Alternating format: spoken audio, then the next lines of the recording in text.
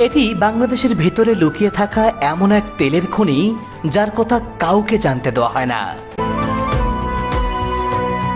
তেল তো শহরে বাংলাদেশের মধ্যে 1 নম্বর খনি তেলের, এই খনি সরকার তোলে না। এলাকার মানুষ করছে যে আপনাদের এই খনির থেকে 2-1 মাইল পর্যন্ত আশেপাশে বাড়িঘর থাকা যাবে না, এলে বাড়িঘর সব একর করে নেওয়া হবে, সেটাও বলছে।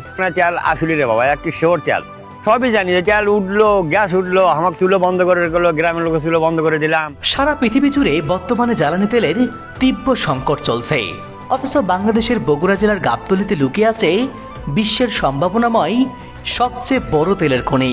এটা বোধহয় 4টা টাওয়ারের মতো লম্বা ছিল, 4টা টাওয়ার জোড়া দিলে যতটুকু হবে অতটুকুই এত বড় থম্বা ছিল। মাঝখানে যে জায়গাটা দেখছেন একেবারে নিচু জায়গা, মূলত এখানেই বোরিং করা হয়েছিল। এখানকার মাটির নিচে এত পরিমাণ তেল মজুদ আছে যে টিউবওয়েলের পানির সাথে তেল বের হয়ে আসে। টিউবওয়েলের পানি খাওয়ালে আপনার পানি খেলে কোনদিন তেল খাচ্ছেন আপনি? হ্যাঁ, চলেন আমার সাথে। এখনো টিউবওয়েলের সাথে আমাদের কেরোসিনের গন্ধ ওঠে। এই টিউবওয়েলগুলোতে চাপ দিলে টিউবওয়েল থেকে তেল বের হয়ে আসে। চিন্তা করতে পারছেন, সারা বিশ্বে যখন তেলের জন্য হাহাকার চলছে, জ্বালানি তেলের সংকট চলছে, তখন বগুড়ার গাবতলীর এই নিভৃত গ্রামে টিউবওয়েল থেকে বের হয়ে আসছে তেল। 27 বিঘা জায়গা নিয়ে গঠিত এই তেলের খনি, যার পাশে আজও রয়েছে তেল তোলার কাজে ব্যবহৃত অসংখ্য অফিস ঘর। আজ এলাকার কোম্পানির ঘর, এর মধ্যে বহুত ঘর আছিল। এলাকাবাসী সবার মনে শুধু একটাই প্রশ্ন, এত বড় সম্ভাবনাময় তেলের খনি কেন হঠাৎ এক রাতের ভিতরেই শত শত বস্তা সিমেন্ট আর কেমিক্যাল দিয়ে খনির মুখটাকে সিল করে দেওয়া হলো?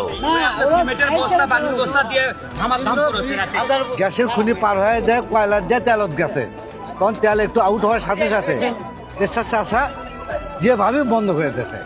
কি তেল ছিল? ডিজেল। হ্যাঁ, ডিজেল। এক হাতের মধ্যে কতশো বস্তা মারা দিয়েছে। এক কাজের মধ্যে কি যে হলো, অর্ডার ভরাও, সিমেন্ট দেওয়া যায়, ইয়ে দেখা যায় ওদের পাইপ ভরাও, বন্ধ করে দেয়। আমাদের এটি এখানেই তেল, আর তেল না লাগে অন্য খানি থেকে আমাদের দেশে খুনি হইলে আমাদের রাষ্ট্রপতি তো হল করতে পারে শোনার, হ্যাঁ, তাহলে সম্পদ ছাড়ে দেয়। কোন ষড়যন্ত্রের আড়ালে কাদের কারণে আর কারা এই তেলের খনিটি বন্ধ করে দিল? এর পেছনে কি রহস্য লুকিয়ে আছে?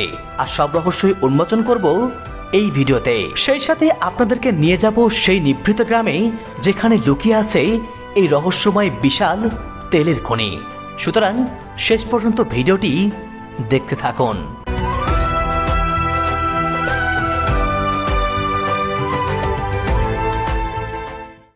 বন্ধুরা, এই যে আমরা ছুটে চলছি সেই তেলের খনির সন্ধানে। আসলেই কি অবাক করার ব্যাপার যে আমাদের এই বাংলাদেশে এত বড় সম্ভাবনাময় একটি বিশাল তেলের খনি লুকিয়ে আছে, যেটাকে অনেকেই বলছেন যে এটা নাকি এশিয়ার সব থেকে বড় তেলের খনি। আবার কেউ কেউ বলছেন যে বিশ্বের সব থেকে বড় তেলের খনি হতে পারতো। এমন সম্ভাবনাময় একটি তেলের খনি যে আমাদের বাংলাদেশের বগুড়া জেলার এই গাবতলী উপজেলার একটি গ্রামে লুকিয়ে আছে, সেটা কিন্তু আমরা অনেকেই জানি না। তো এই খনিটা আসলে কি কারণে কেন বন্ধ করে দেওয়া হলো, এই নিয়ে জনমনে অনেক প্রশ্ন রয়েছে, অনেক রহস্য রয়েছে।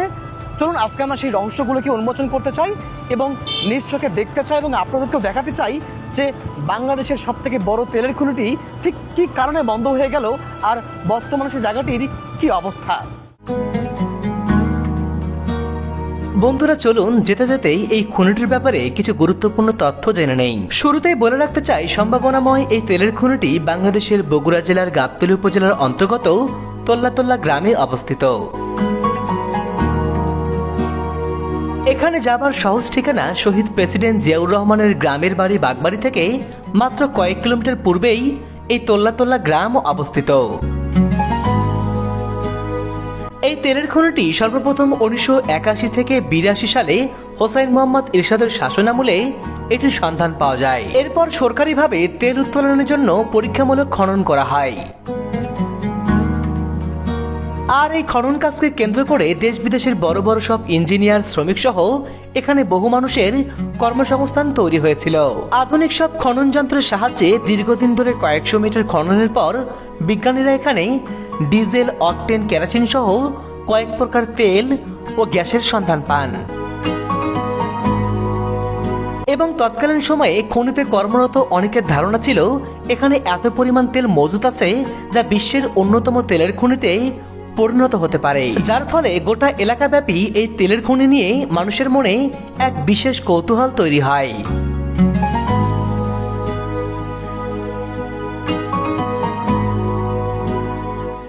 বন্ধুরা, আমরা এখন অবস্থান করছি কলাকোপা সুবাদ বাজারে। এটা একটা হাট বসেছে দেখতে পাচ্ছেন। এই যে এখানে যে গ্রামীণ মানুষজন চায়ের দোকানে বসে তারা চা খাচ্ছেন। এই যে মানুষজন এই যে হাটে যে দুধ বিক্রি করতে এসেছেন, মানে গ্রামীণ হাটে যে দৃশ্যগুলো দেখা যায় সেই দৃশ্যগুলো কিন্তু আমরা এখানে দেখতে পাচ্ছি। এটা কলাকোপা সুবাদ বাজার। এখান থেকে আর একটু ভিতরে যেতে হবে আমাদের। সেখানে রয়েছে সেই তোল্লা গ্রাম, আর সেই গ্রামে রয়েছে আমাদের সেই আজকের গন্তব্য, যেটাকে বলা হচ্ছে পৃথিবীর সবথেকে বড় তেলের খনি। আমরা সেই তেলের খনির দিকে কিন্তু এই হাট দিয়েই এগিয়ে যাচ্ছি। আমরা কলাকোপা বাজার এসে স্থানীয়দের কাছে সেই তেলের খনির ব্যাপারে জানতে চাইলাম এবং তাদের মুখ থেকে যা শুনলাম তাতে এ ব্যাপারে আমার আগ্রহ আরো দ্বিগুণ বেড়ে গেল।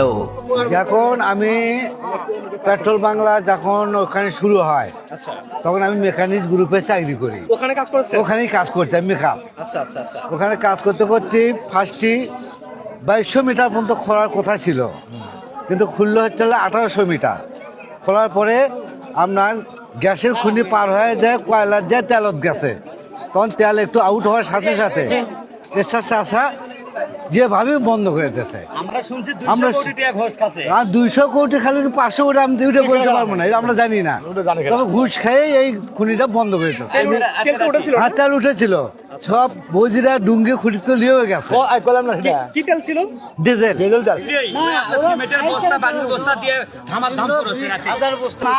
ওইখানে টিউবওয়েলের পানি খাওয়ালে আপনি পানি খেলে কোনদিন তেল খাচ্ছেন? হ্যাঁ, চলেন আমার সাথে। বন্ধুরা, আরেকটা বিষয়, ওই এলাকায় এখনো কিন্তু টিউবওয়েলে পানি উঠালে এলাকাবাসী পানি খেতে পারে না, তেলের গন্ধ আসে। অর্থাৎ টিউবওয়েলে পানি উঠালেও তেলের ঘ্রাণ পাওয়া যায়। তাহলে কি পরিমাণ তেল এখানে মজুদ আছে মাটির নিচে, এটা কিন্তু সহজেই কল্পনা করা যায়। তো আমরা সেখানে যাই, গিয়ে একটু সরজমিনে দেখতে চাই যে আসলে ঘটনা কি। এবার আমরা কলাকোপা বাজার থেকে তোল্লা গ্রামের দিকে রওনা হলাম।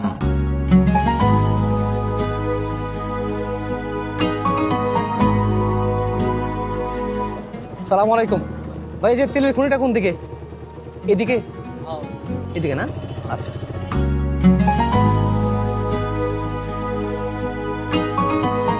বন্ধুরা, আমরা চলে এসেছি তোল্লা গ্রামে। যে দেখতে পাচ্ছেন তোল্লা 1 কিলোমিটার। এখানে মাইল ফলক দেওয়া রয়েছে তোল্লা 1 কিলোমিটার।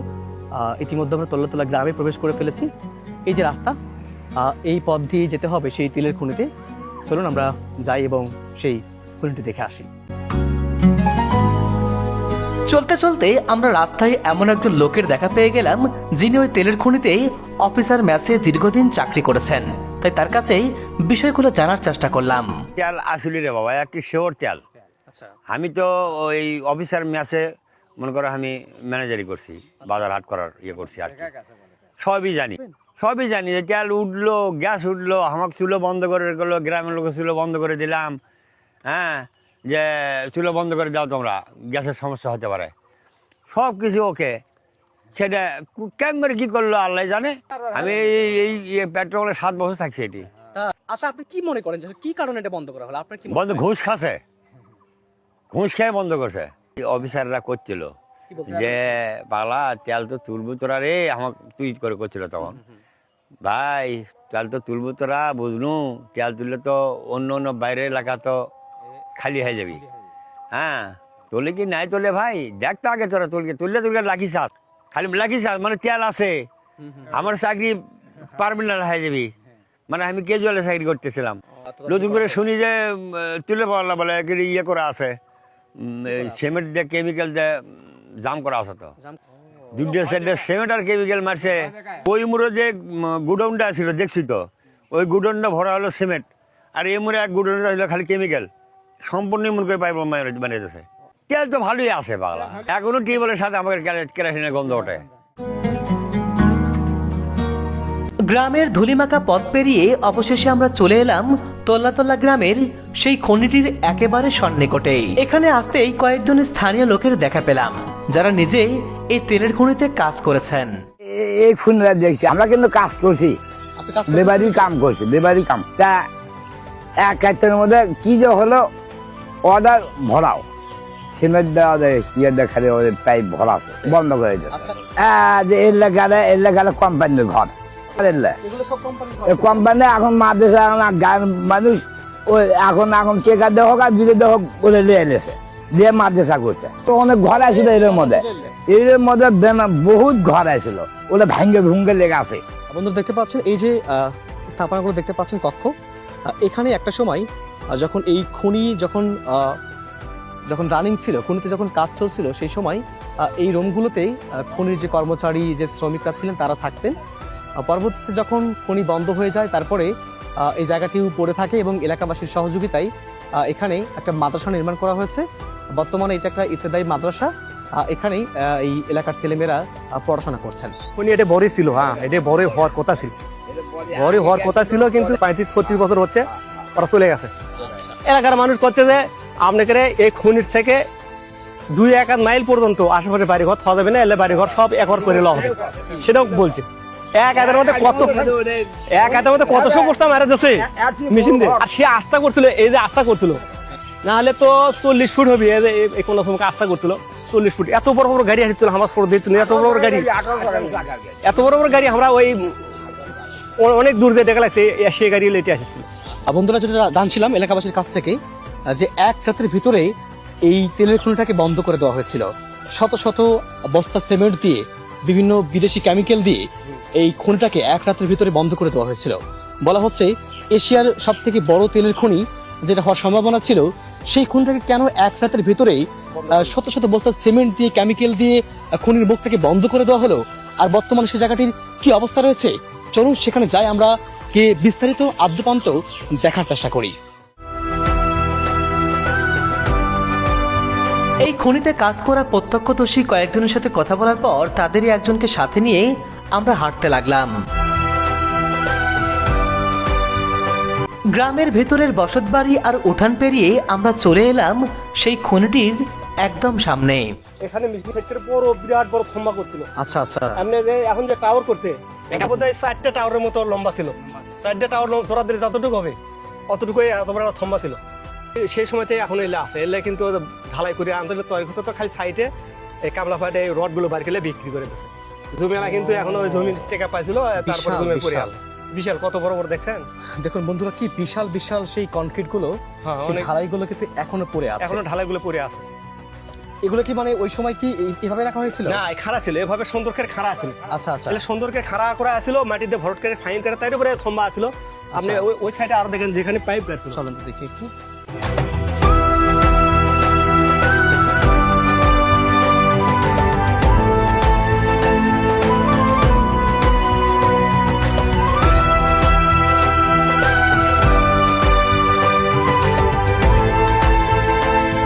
এটা ছিল মূল জায়গা না?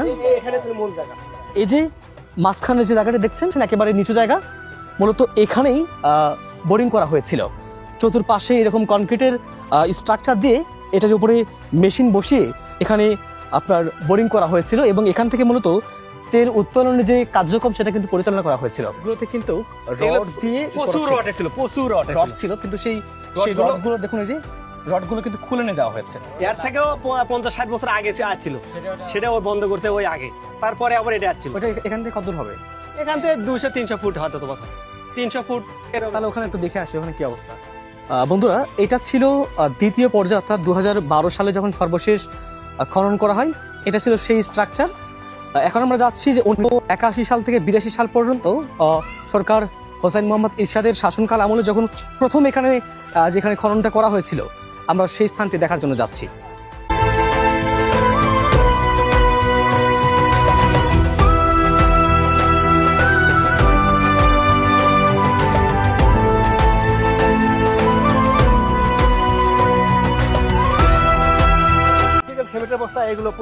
ও এখনো পড়ে আছে।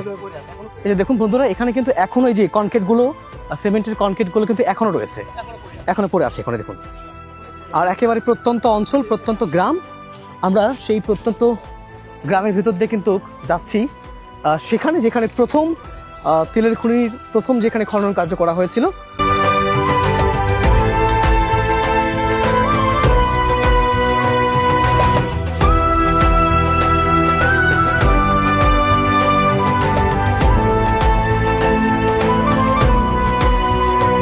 এই যে দেখেন পাকা এখনো সাইডে আছে রয়ে আছে।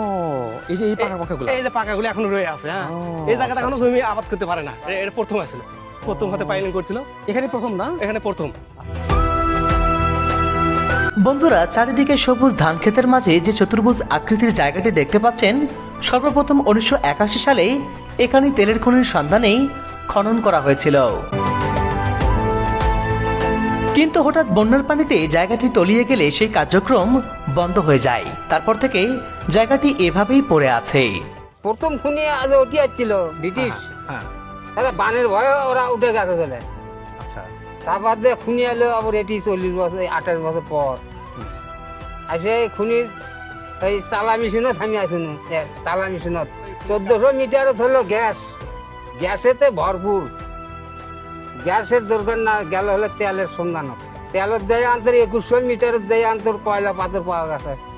তেল এক আইতে হরিপুর থেকে মিশিং লিয়ে যাচ্ছে, বাংলাদেশ মিলে একটা মিশিং তেল টানার জন্য মিশিং নিয়ে এলো। 25টা ড্রাম আমরা জাত করছি, 1 ঘন্টা চললে পারে 25টা ড্রাম ভরলো হয়নি।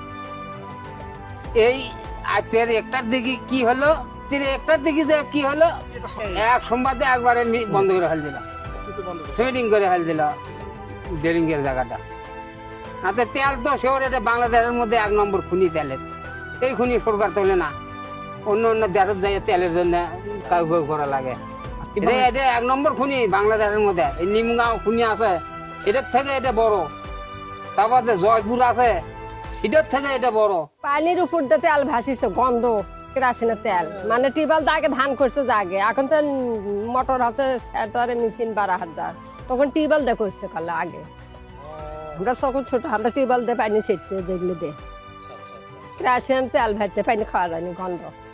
বন্ধুরা, এই এলাকায় এতটাই বেশি তেলের আধিক্য, এই খনিতে এত পরিমাণ তেল রয়েছে যে টিউবওয়েলের পানির সাথে নাকি তেল ভেসে আসে। চিন্তা করা যায়? উনি কিন্তু আমাদেরকে এমনটাই বলছিলেন এবং আমরা সেটা আপনাদেরকে সরজমিনে দেখাতে চাই।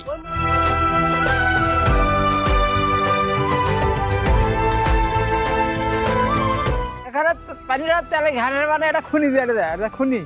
ওই খুনির দ্বারা করে ওই তেলের পানি খালি তেলের গন্ধ লাগে। তেলের পানি চিলমিল চিলমিল করে, পানি তেল দেখা যায়, তেল দেখা যায়, পানির উপর তেল ভাসে, তেল ভাসে, তুলে পারে না, আমাদের তেল ভাসে। তাই? হ্যাঁ।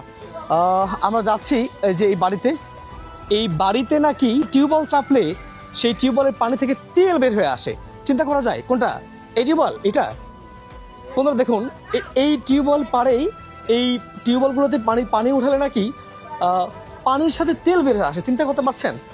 এবং তারা নাকি পানি খেতে পারে না, কেরাসিন তেলের বা তেলের গন্ধ লাগে। তো একটু দেখি, পানি উঠাও তো দেখি, একটু গ্লাস নিয়ে আসো। এই যে দেখতে পাচ্ছেন, এই টিউবওয়েলগুলোতে চাপ দিলে টিউবওয়েল থেকে তেল বের হয়ে আসে। চিন্তা করতে পারছেন?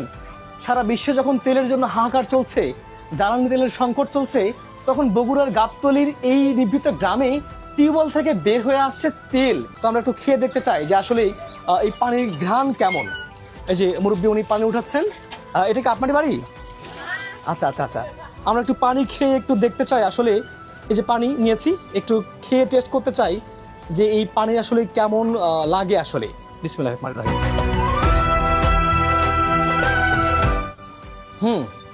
একেবারে তেলের গন্ধ, তাজা তেলের ঘ্রাণ আসতেছে এই পানি থেকে।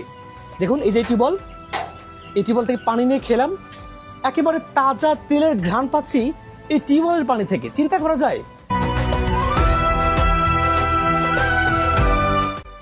হ্যাঁ, সত্যি আসলে তেলের ঘ্রাণ পাওয়া যাচ্ছে এবং আমরা দেখতেছি উপরে ভাসতেছে, এরকম একটু দেখা যায়।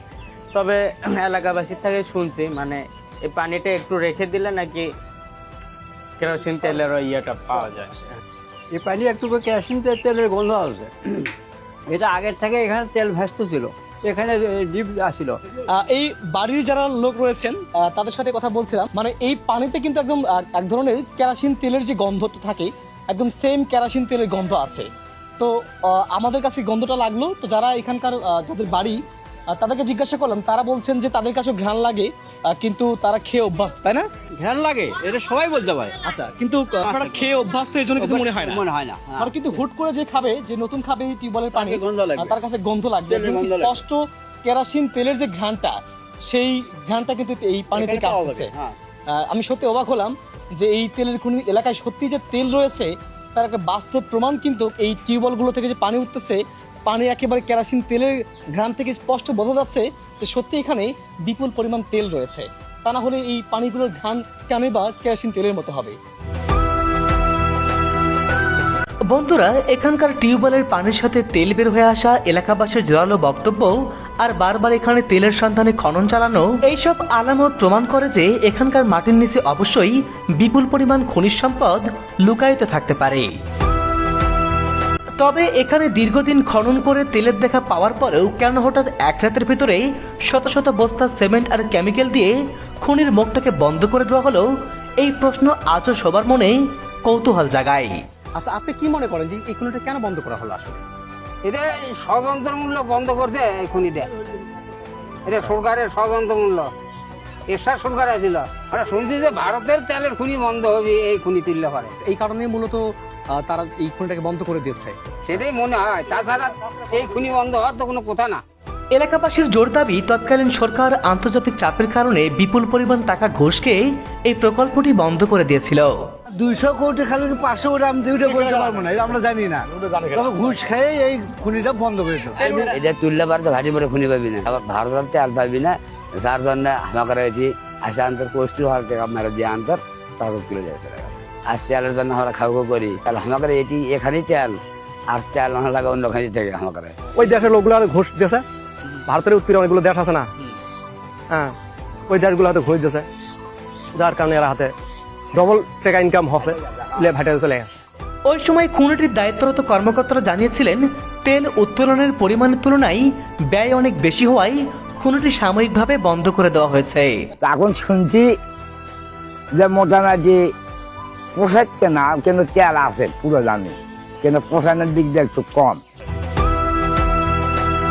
সর্বশেষ 2012 সালে এলাকাটিতে আবারও তেল উত্তোলনের চেষ্টা করা হয়, কিন্তু নানা ষড়যন্ত্রের কারণেই প্রকল্পটি আর সফল হয়নি। তবে স্থানীয়দের দাবি, সরকার যদি আবার গুরুত্বের সাথে বিষয়টি তদন্ত করত, তাহলে হয়তো আবারও এখান থেকে তেল উত্তোলন সম্ভব হতো। আবার নতুন করে সরকার তদন্ত করুক, আবার খনি উঠুক। আমরা চাই দেশের উন্নতি।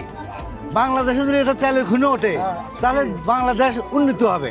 এখন আমরা আবার ওই খনি চাচ্ছি, আবার আসুক, উঠুক, আমাকে বসত নাশ করে যায় কুমার কান্তি, তা আমাকে তেলের খনি উঠুক। আমাকে দেশের খনি হলে আমাকে রাষ্ট্রপতি তো হল করতে পারে শোনার, হ্যাঁ, তাহলে এই সম্পদ ছেড়ে দেয়। বন্ধুরা, বাংলাদেশে এত বড় সম্ভাবনাময় একটি তেলের খনি থাকার পরেও সেটি কেন আজও অযত্ন অবহেলায় পড়ে আছে, এই প্রশ্ন সবার মনে। বর্তমান সরকারের কাছে অনুরোধ, যদি সত্যিকার অর্থেই এখানে কোনো খনিজ সম্পদ থেকে থাকে, তা যেন পরীক্ষামূলকভাবে তদন্ত করে এটাকে যেন দেশের কাজে লাগানো হয়, দেশের উন্নয়নের কাজে লাগানো হয়, সে আহ্বান জানিয়ে আজকের ভিডিওটি এখানেই শেষ করছি। প্রত্যেকেই ভালো থাকবেন, সুস্থ থাকবেন। আল্লাহ হাফেজ।